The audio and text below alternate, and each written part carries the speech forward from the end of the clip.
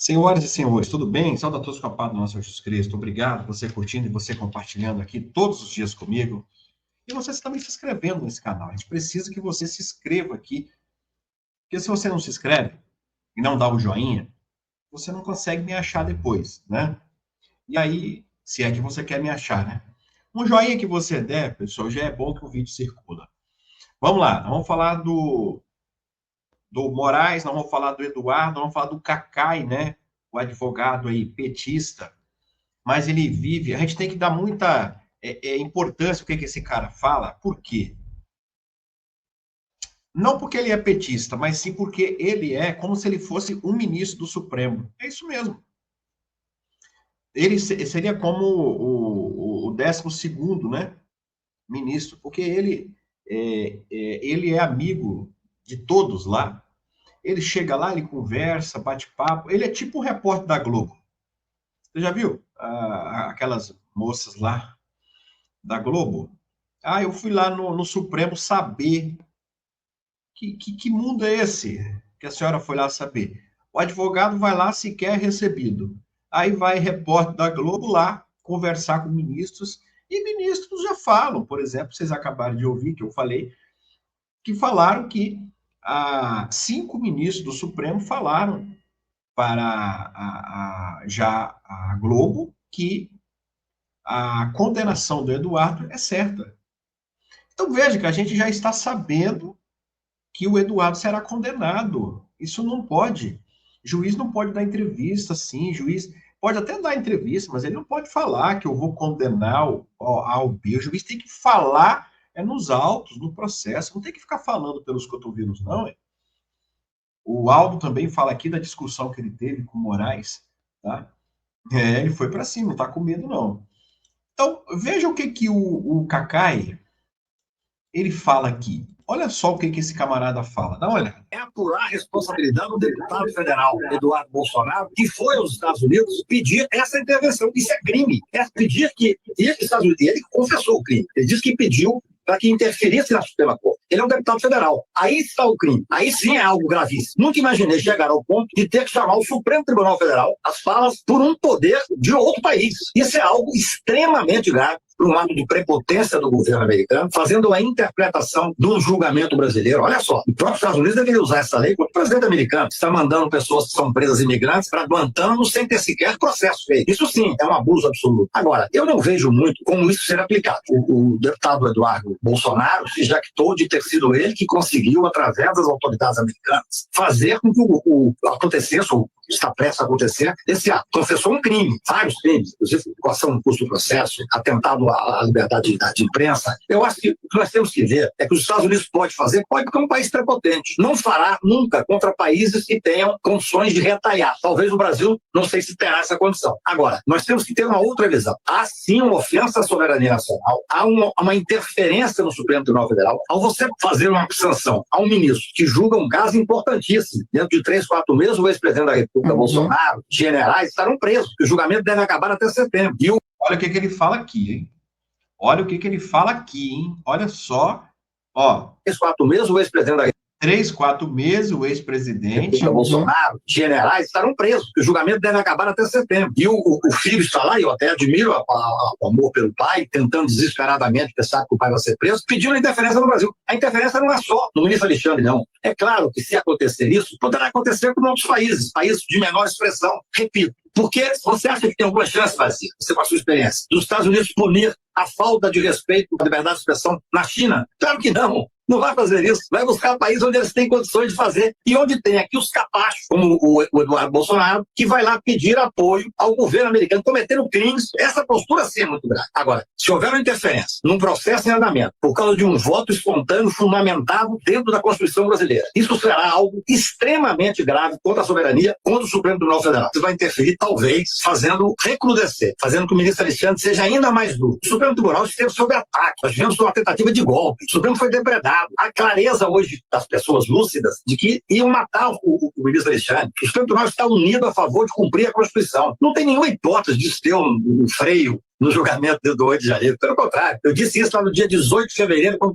foi apresentada a denúncia. Em setembro dá para julgar esse caso. Eu acho que isso só une os democratas, essa ação dos Estados Unidos une os democratas brasileiros, une o Poder Judiciário, une o Supremo Tribunal Federal, ainda mais que nós resistimos a uma tentativa de golpe. A base de toda essa tentativa de golpe foi desmoralizar o Poder Judiciário. Você tinha um governo fascista, Bolsonaro, você tinha um Congresso Nacional cooptado e precisava desmoralizar. Foi o Poder Judiciário que dessa vez botou o pé na porta e manteve a Constituição. Se tiver qualquer interferência e consequência, o que vai acontecer é que vamos julgar mais rápido, vamos condenar esses fascistas e vamos encontrar uma tranquilidade para cumprir a Constituição e o Estado Democrático de Direito.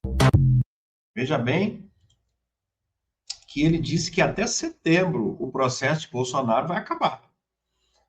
Ah, Marcelo, isso é um advogado petista e tal. Pessoal, esse cara, ele não é melhor do que ninguém. Ele não é melhor do que qualquer advogado. Não é isso que eu estou falando aqui. Eu estou falando que ele é amigo dos ministros, né? Dos ministros. E ele disse algumas coisas aí que nos deixam até assustados. Ele disse, 8 de janeiro não vai ter freio, né? Ele fala nós, né? Você já viu ele falar? Nós. E nós vamos condenar, se eles apertam a gente de lá, ele diz, nós vamos condenar mais rápido aqui. O que ele quis dizer com isso?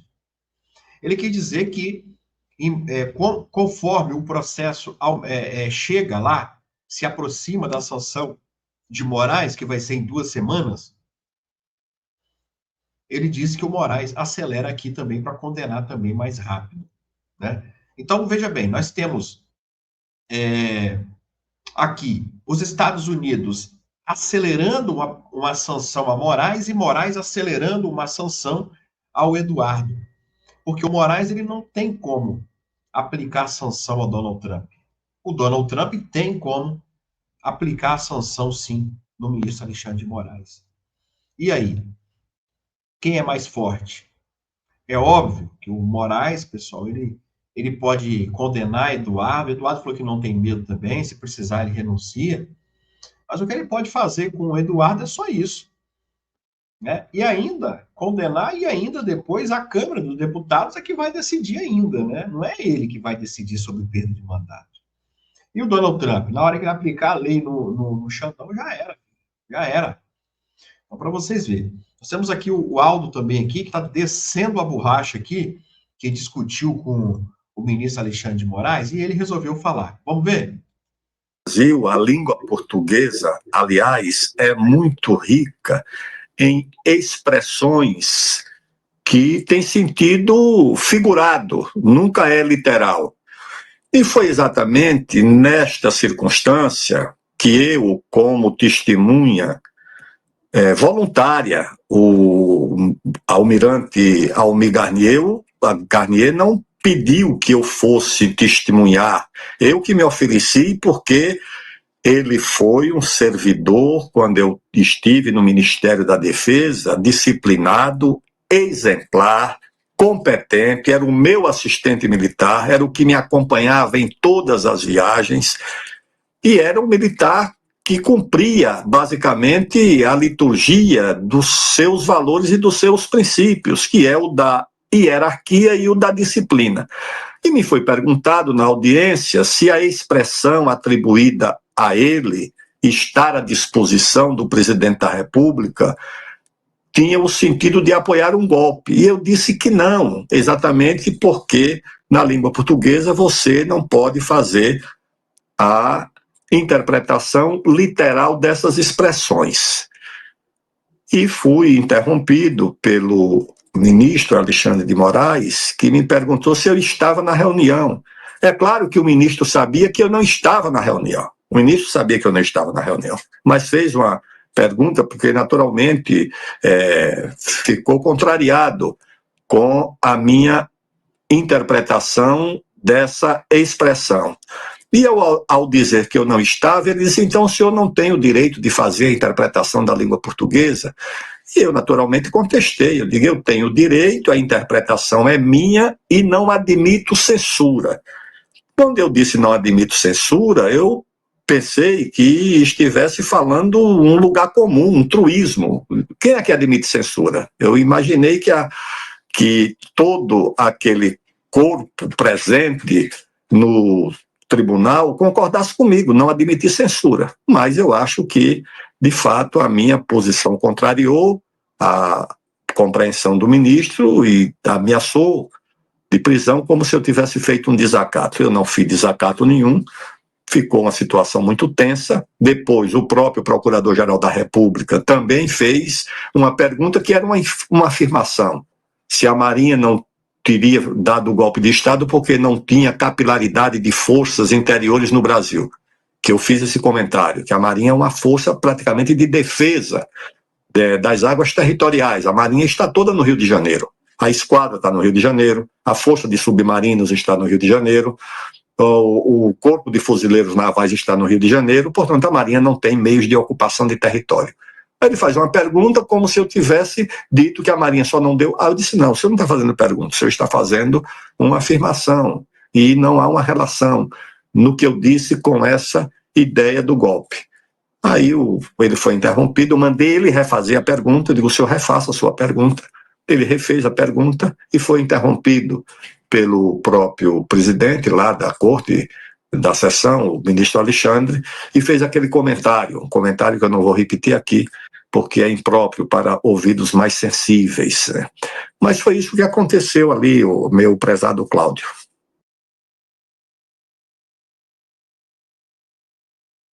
Tá aí então, o Aldo explicando a discussão que ele teve em audiência, né, com o ministro Alexandre de Moraes. Ele peitou o ministro na audiência, como se diz, né, peitou, encarou, como se diz, e o bicho pegou na audiência. Aí Moraes encerrou a audiência porque viu que esse cara aí, hoje ele é bolsonarista, né, ele já foi petista há muito tempo, hoje ele é bolsonarista.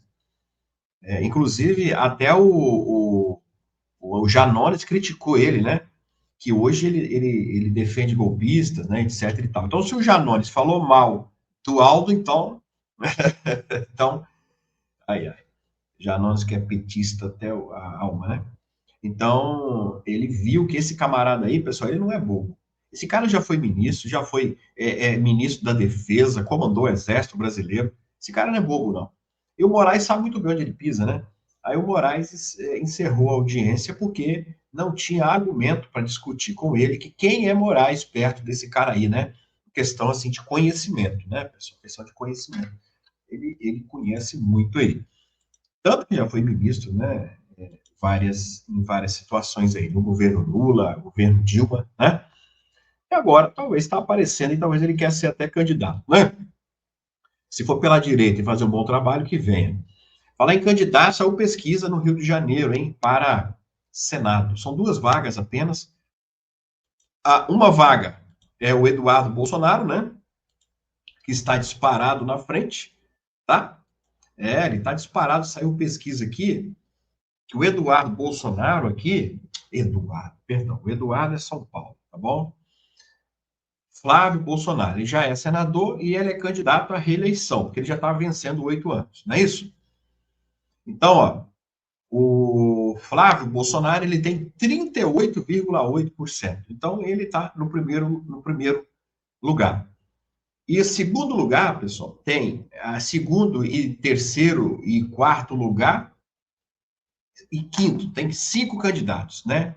Então, a pesquisa mostra o Flávio com 38,8%, a Benedita da Silva, petista, com 26%, cravado 26%, o Cláudio Castro tem 23,4%, Clarissa, eu não sei quem é, ela tem 17%, Aniele Franco, ela tem 14,6%, Alessandro Molon, ele tem 14,4%, e Pedro Paulo tem 12,8%. Então, se as eleições fossem hoje, segundo essa pesquisa, né?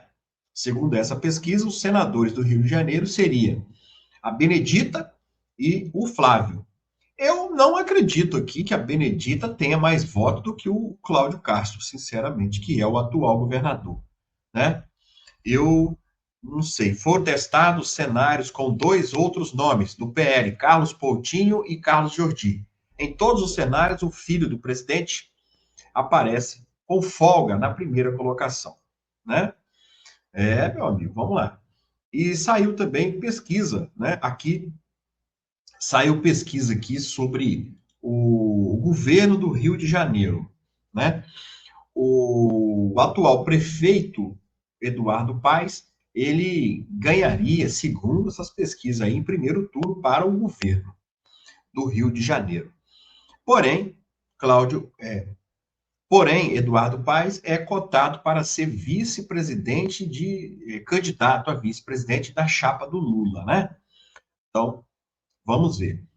Eu não duvido muito desse sujeito aí no Rio de Janeiro, desse camarada aí, porque ele ganhou no primeiro turno as duas vezes, né? Que foi prefeito aí no Rio de Janeiro. É o cara que leva a Lady Gaga. Então, acho que o povo gosta dessas festas que ele faz aí, né? Madonna e não sei quem aí. Não sei o que acontece no Rio de Janeiro aí, que o povo gosta desse cara, né? Isso não é eu que estou falando, não. Eu estou falando é as urnas aí que colocam esse cara sempre em primeiro turno. Ele ganha em primeiro turno, né? Ele ganhou o primeiro e o segundo mandato no primeiro turno, né? E aí você fala, Rio de Janeiro é violento, não sei o quê, né? As pessoas têm essa mania de dizer. Tá, para mim, qualquer lugar hoje é violento, né? Mas aí colocaram o delegado Ramagem, que é um delegado que poderia frear isso, vamos dizer assim, que é um delegado. Não, o Eduardo Paes ganha no primeiro turno aí. Então, você vê. Então, a gente não pode muito aqui subestimar esse camarada, não, né?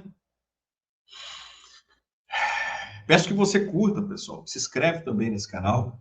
Nós vamos trazer mais informações daqui a pouco, porque o que a gente está sabendo é que muito em breve nós teremos uma decisão, então, aí, né, do Eduardo Bolsonaro e também contra o seu pai, o próprio Bolsonaro, né? Então, são os dois que o Moraes manda investigar por enquanto. Por enquanto. Porque ele já mandou a Polícia Federal monitorar o deputado, licenciado. E acredito que até o telefone dele, né? Então, isso pode crescer, por exemplo. Se ele desconfiar que alguém está bancando alguém além do Bolsonaro, bancando o Eduardo nos Estados Unidos, ele pode mandar incluir, sim, dentro desse inquérito também. Você vê onde nós chegamos, hein?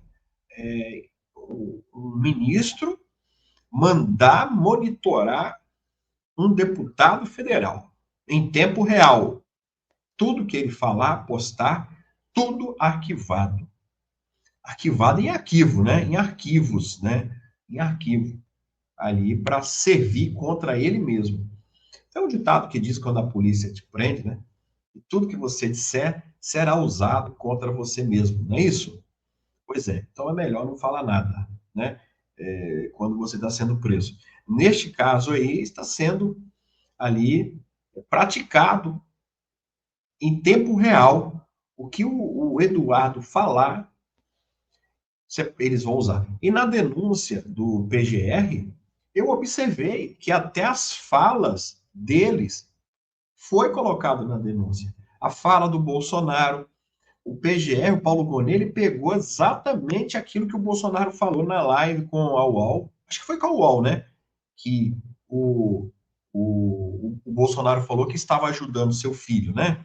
Você vê, às vezes, pessoal, a pessoa fala uma coisa, né, que acha que não, né, não vai dar em nada, mas a mentalidade desse povo do Moraes, ela é uma coisa, né, tremenda. Eu estou ajudando meu filho. É mais do que normal o pai ajudar o filho, né? Tal.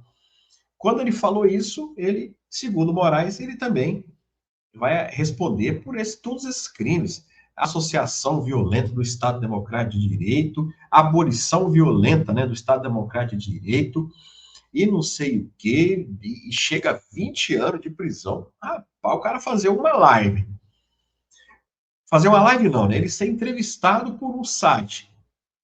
E ele fala que está ajudando o filho dele financeiramente em outro país, e ele foi condenado a 20 anos de prisão, dá até medo de fazer live desse jeito. Você concorda comigo? Dá até medo. Porque o Bolsonaro, todo mundo quer entrevistar ele, não é fácil também, e às vezes o Bolsonaro está ali, ele fala assim, meu Deus, o que eu posso falar? O que eu falar, se eu falei que eu estou ajudando meu filho há 20 anos de cana, né? Então, o que eu posso falar, o que eu não posso falar? Então fica difícil, cara, hoje em dia, você abrir a boca para falar alguma coisa. Não é fácil, não. Tá? Tem que medir muito bem as palavras, mas medir que palavra, gente? O Bolsonaro não mandou ninguém, vamos quebrar. Não, ele falou, estou ajudando meu filho, ponto. Ponto. Os deputados queriam ajudar ele, eu falei, não, eu que vou ajudar. Simples assim. Simples assim. E olha aí que situação. Vamos ficar monitorando também aí o que vem por aí, né? Nós estamos monitorando para poder te deixar bem informado, tá bom? Curta, compartilha, se inscreve nesse canal.